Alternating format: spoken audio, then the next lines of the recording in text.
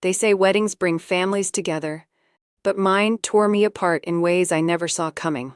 I'm Helen, a single mother, florist, and as of recently, the woman who wasn't elegant enough to appear in her own daughter's wedding photos. You heard that right. But before I tell you how I turned that moment of humiliation into something unforgettable, let me take you back just a few weeks before the wedding, before the heartbreak, before the silent revenge. It all started on a warm Thursday afternoon, in a sunlit cafe nestled between a bridal boutique and a luxury tailor. My daughter, Lena, sat across from me, glowing with excitement. Her fingers were tangled in the glossy pages of a wedding planner's binder. White lilies, gold foil menus, lace swatches. She was immersed in it all. Sitting beside her was David, her fiancé. A man so polished he seemed like he belonged in a showroom window, not in our lives. He always had this glossy smile and sharp eyes that watched everything just a little too closely. I never felt comfortable around him, though I kept that to myself. For Lena's sake. I think we should go with the ivory backdrop for the portrait area, Lena said, barely glancing up. David nodded, then turned to the wedding planner, Mrs. Carter, a woman who practically reeked of designer perfume and judgment. But we'll need to make sure the background is consistent with the aesthetic, David added smoothly. No distractions. Then he turned to me and smiled, that fake, toothpaste commercial smile. Actually, Helen, he said, pausing like he was searching for the right words. We've been thinking, maybe for the family portraits, it might be best if we kept it just to the bridal party and the immediate groom's family. You know, for elegance. I blinked. I'm Lena's mother. David shrugged, almost apologetically. Of course, but you're such a presence, Helen, and the tone we're going for is more refined, minimalist. We want everything to look balanced. I laughed just once, a quick, confused laugh. I thought it was a joke. Lena didn't laugh. She looked down at her lap, and in that silence, I felt it. Something shifting, something breaking. I don't mind sitting on the end, I offered, my voice small, hopeful.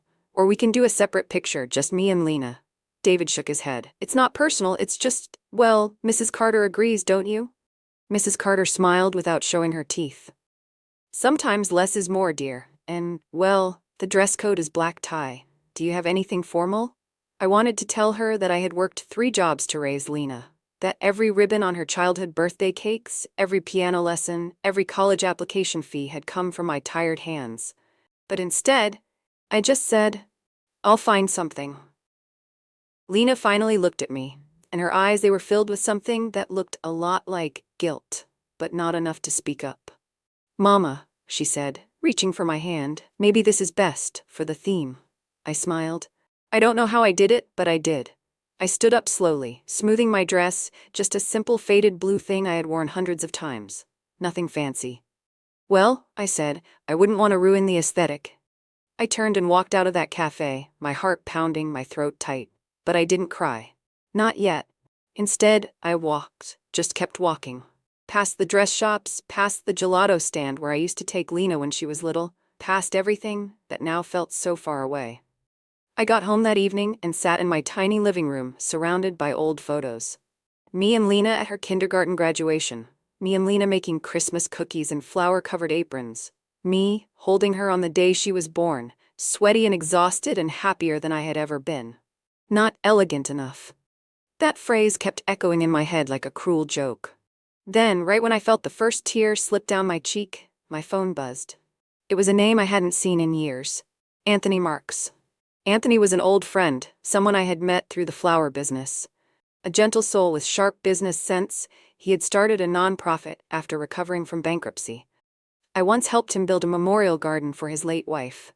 We had lost touch, but there he was, calling me, just when I felt most invisible. I answered, wiping my face.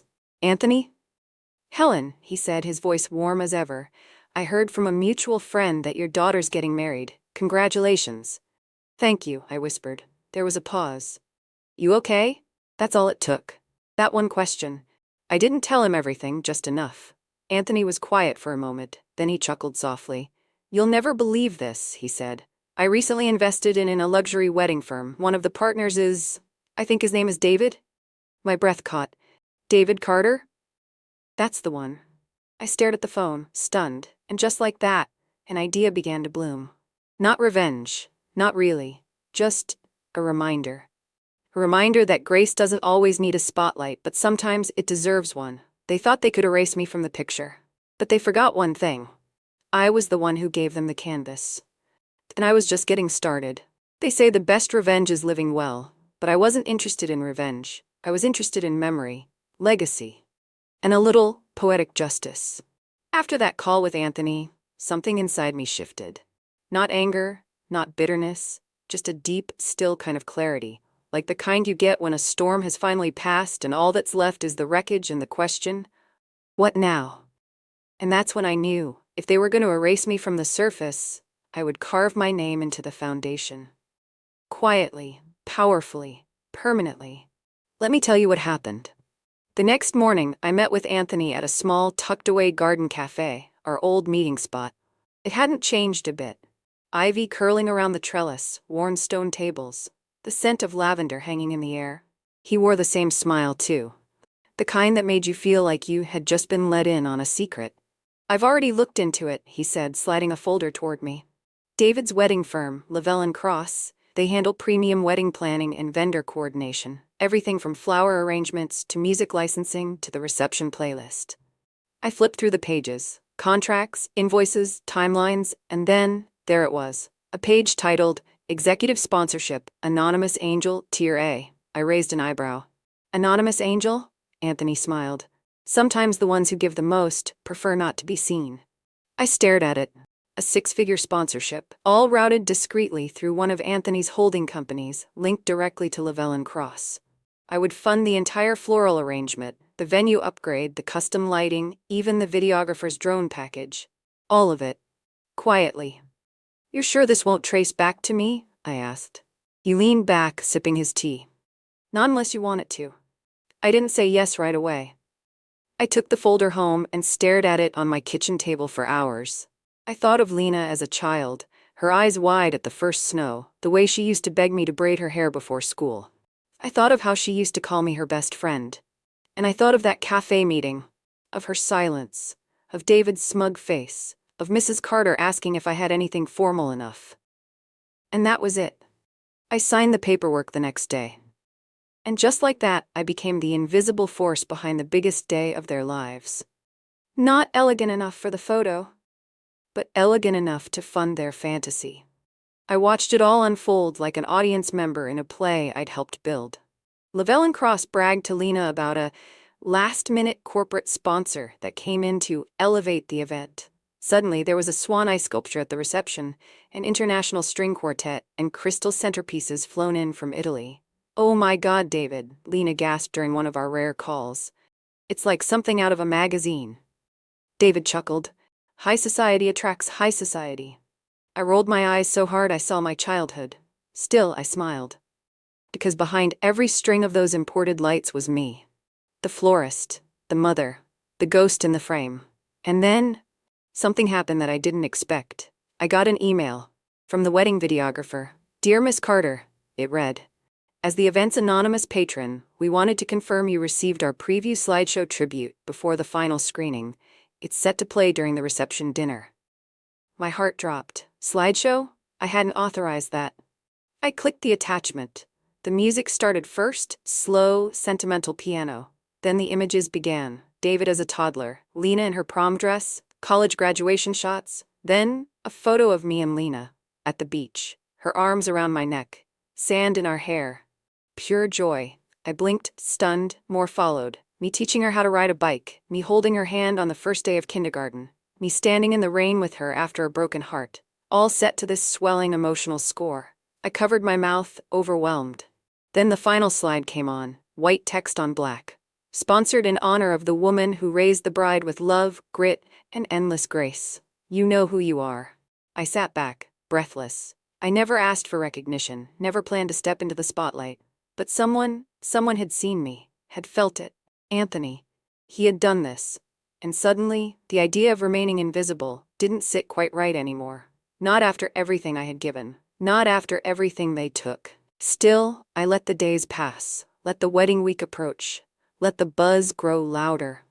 And then came the rehearsal dinner. They invited me out of politeness, I suppose. stuck me at the edge of a table near the coat check, next to a cousin no one talked to. I wore a simple gray dress, tied my hair back. I watched David all evening, toasting, laughing, preening like a peacock. And Lena, she looked radiant, yes, but tired. Like someone trying to play a part that no longer fit. Then the lights dimmed. A hush fell over the room. "Ladies and gentlemen," the MC said, "please enjoy this special tribute to the bride and groom and a surprise thank you to the one who made this magical day possible." The screen lit up, the music began, and just like that, the air changed. People turned to each other, whispered, eyes widened as photo after photo played. Real moments, raw memories, and then the last slide appeared. "Sponsored in honor of the woman who raised the bride with love, grit, and endless grace. You know who you are." Lena gasped. She looked right at me. And David? His face turned ghost white. He stood up, abruptly, knocked his wine glass over. "What is this?" he muttered. The room was silent. I just smiled, folded my napkin, and stood. "Well," I said, "looks like someone forgot to check the fine print." And I walked out, my heels clicking like a drumbeat of quiet victory. But I wasn't done yet, because you see, the real storm hadn't even started. And the truth?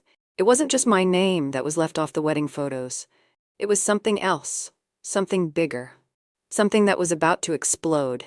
Weddings are supposed to be magical, and for a while it was. The flowers were perfect. The sunlight kissed the stained glass windows just right. Every guest glowed in designer fabric and curated joy.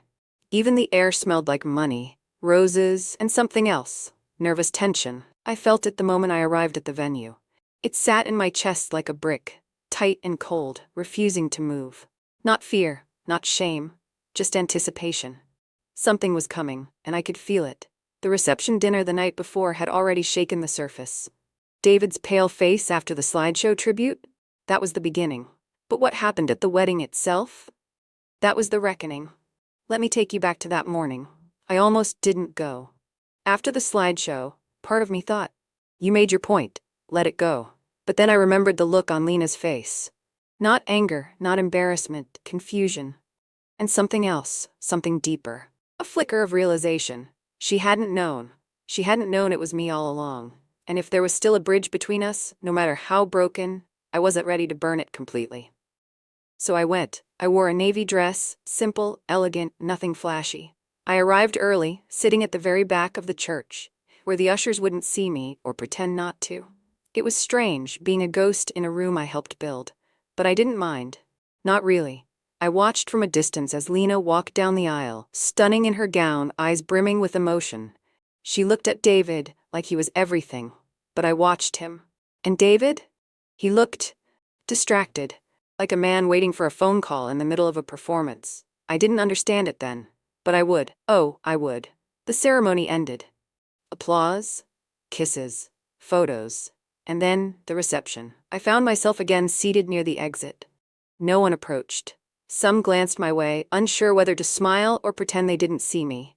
I didn't care. Let them squirm. Because I knew something they didn't. The slideshow had triggered something bigger than they realized. And that's when it began. Halfway through the reception, while the guests were distracted by champagne toasts and cake cutting, a man in a gray suit approached me quietly. He looked uncomfortable, sweaty, like he had just run a mile in dress shoes. "You're Mrs. Carter, right?" he whispered. I nodded slowly. He looked over his shoulder, then leaned in. "There's something you should see." Now, normally I wouldn't follow a stranger during a wedding reception, but something in his tone felt urgent, honest. So I followed. Down a hall, through a staff door, into a room filled with cables, monitors, and 2 IT staff members in tuxedos, both watching me nervously. "Ma'am," one of them said, "we were just doing our final AV checks when we saw something odd in the master file folder. It wasn't supposed to be there." He pulled up a screen. Video thumbnails. Hundreds of them, all labeled with boring names, VenueCam 1, Drone Sequence 2A, etc. But one folder stood out. It was labeled Private, Do Not Open, and it had a timestamp from that morning. He double-clicked it, and my stomach twisted. The footage began with David, alone, in a hotel room. He was pacing, agitated, talking on the phone. "I don't care who the sponsor is," he barked. "They weren't supposed to include her in the tribute. She's not part of this family. Lena needs to let that go." There was a pause, then, "No, she doesn't know, and she won't. By the time she finds out, it'll be too late. Click. The call ended. I stared at the screen, unable to breathe. He knew. He knew it was me. And he was trying to bury it. The IT guy cleared his throat. We didn't know what to do. We thought you should see it. I nodded, frozen, processing. And then I asked the question I didn't know I had in me. Can you play it during the reception? They looked at each other. We can, one said. But it'll override the main screen. Everyone will see it. I looked at the monitor. Then I looked at myself, disheveled, shaking, heart pounding. And I thought of Lena, of her walking down that aisle, eyes filled with love for a man who saw me as a stain to be erased. A man who was willing to lie to her face. I clenched my jaw. Play it, I said, and then I walked away. Back into the golden glow of the ballroom, back into the curated joy. And then, the moment came. The music dimmed. The MC took the mic. Before we open the floor for the couple's first dance, we have one more surprise tribute prepared. Please turn your attention to the screens. David froze. I saw it happen in slow motion, his glass halfway to his lips, his face turning red, then white. Lena looked at him, confused. Then the screen lit up, his voice filled the room. I don't care who the sponsor is, she's not part of this family. Gasps, murmurs, people turning to each other. David stood up. Shut it off, he shouted. Shut it off now. But it was too late. Lena's face, her eyes, the way they widened, then narrowed. She turned to him slowly. You knew? She whispered. David reached for her. Lena, I can explain. She stepped back. Tears filled her eyes. That woman raised me. She built me. And you tried to erase her? He stammered. I didn't mean it like that. But Lena didn't listen. She turned, and our eyes met. Across the ballroom, across a lifetime. She walked to me. Past guests, past whispers, past shame. And when she stood in front of me, she whispered, I didn't know, I'm so sorry. I nodded, holding back tears. I know, sweetheart, I know. Then she reached for my hand. The music had stopped. But the silence was louder than ever. And just as I thought the worst was over, someone screamed. Not from anger, but from panic. All heads turned toward the back. A man in a black uniform ran in, shouting something I couldn't understand. The IT guy burst in after him, face pale. There's been a breach, he yelled. The accounts, the payments, someone hacked into Lavelle & Cross. The sponsor's name. He looked directly at me. It's been posted, publicly, on all vendor invoices. David's face dropped. Lena looked between us, confused. What does that mean? She asked. I swallowed. It means everyone now knows exactly who paid for this wedding. Everyone. There are moments in life when time stands still. When the clinking of champagne glasses, the rustle of gowns, the sound of laughter and applause, all of it, melts into silence. Because what comes next changes everything. That was the reception room. Right after the breach, the vendors' invoices had been exposed. And there, at the bottom of every single document, one name was printed in bold. Helen Carter. My name, the woman they tried to erase from the story, had suddenly become the headline. Gasps rippled through the room. The DJ stammered through the mic. The planner rushed up to the stage, trying to salvage the moment with a joke. But it was too late. David stood frozen, his hands clenched into fists. Lena looked back and forth between us, her face unreadable, like someone watching the foundations of their reality crack beneath them. Then it happened. David marched toward me. Not in anger, not with apology, but with rage. You did this, he hissed, barely containing himself. You've been sabotaging my wedding from the start. I stared at him, calm, quiet. Not because I wasn't angry, but because finally I saw him clearly. Not as the man who stole my daughter's affection, not even as the one who banned me from the photos, but as a frightened boy, desperate to look important, even if it meant stepping on everyone else to get there. No, I said quietly, I didn't sabotage anything. I built this wedding. I funded it when no one else could. I kept your secret to protect Lena's joy. And still, you tried to erase me. He opened his mouth to speak, but before he could, Lena stepped between us. Her voice was calm but ice cold. You knew my mother paid for this wedding? David looked panicked now. Lena, listen, she offered through my firm. I didn't know at first, and then when I found out. You buried it, she cut in. You told your staff to keep it quiet. You lied to me. You tried to erase my own mother from the one day she deserved to be seen. I didn't want drama, he snapped. Your mom always makes things about her. My heart cracked, just a little, at how casually he dismissed me. But Lena didn't blink. She turned to me and whispered, "Is that true? Did you offer to pay for everything?" I nodded, slowly. "Not to be part of the spotlight. I just wanted your day to be perfect, even if I had to stay in the shadows." Tears filled her eyes. The guests, once pretending not to eavesdrop, were now fully turned in their seats, watching, waiting. Lena looked at David again. "I asked you for one thing," she said, trembling. "Honesty." He said nothing, because there was nothing left to say. Then, without warning, she reached down and removed her wedding ring. Gasps again. Even I felt my chest tighten. She looked him in the eyes and said, "This was supposed to be a partnership, but if you can lie about this, what else are you hiding?" David's jaw dropped. "You're overreacting. This is our wedding." "No," she whispered, placing the ring in his hand. "It was hers." Then she turned to me. And for the first time in years, she smiled, not politely, not distantly, but like a daughter. "Coming home. Come dance with me," she said. I blinked. "What?" She laughed softly, her voice still shaky from tears. "You always wanted to dance with me at my wedding. Well, here we are." I hesitated for a breath. Then I stood up, took her hand, and we stepped into the center of the floor. The lights dimmed, the music shifted, and just like that, the room changed. Guests watched in awe. Some whispered, others teared up. The DJ, unsure of what else to do, played something slow, soft, almost cinematic, and there we were. Two women, not perfect, not polished, but real, dancing in the middle of a chaos neither of us had planned, but both of us survived. As we swayed, Lena whispered, "I didn't know how hard it was for you. I thought you were just difficult." I chuckled through tears. "I probably was." She laughed. Then her face turned serious. "But I didn't know he made you sit at the back. I didn't know you were left out of the photos. That wasn't me." "I know, baby," I said. "I know." She squeezed my hand. "You don't have to hide anymore." And in that moment, it felt like years of silence had finally broken. But the night wasn't over. Just as the dance ended, someone approached me again, the same man from the groom's firm who had shown me the secret folder. He whispered in my ear, "There's something else. You should know. The breach that exposed your name?" I nodded. He looked around, then leaned closer. "It wasn't an accident. Someone inside the firm did it, deliberately, to leak your identity." My stomach dropped. "Who?" He handed me a name scribbled on a small card. I looked down and nearly dropped it. The name on the card?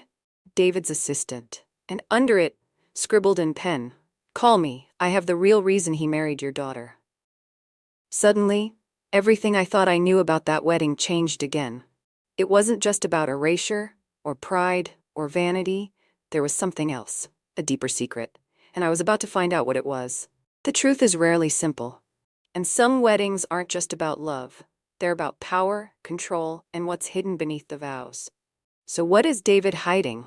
Why did his assistant risk everything to contact me? And what secret could shatter everything, even after the ring came off? Subscribe now, turn on notifications, because this story isn't over. And trust me, the biggest twist is yet to come.